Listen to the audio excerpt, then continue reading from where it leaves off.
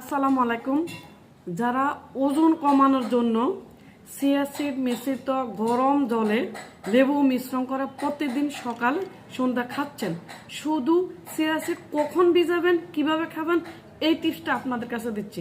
অনেকে কি করেন, সকালে খাবেন, রাত্রে ভিজিয়ে রাখেন এবং রাত্রে খাবেন, সকালে ভিজিয়ে সারাদিন রাখেন, তারপরে রাত্রে খান। এটা ভুল সিদ্ধান্ত।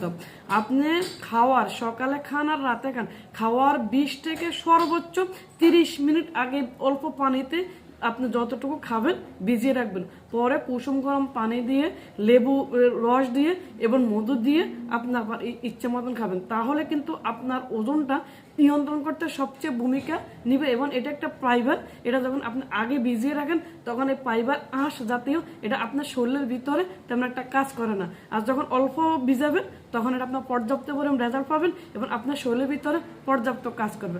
আশা করি বুঝতে পেরেছেন।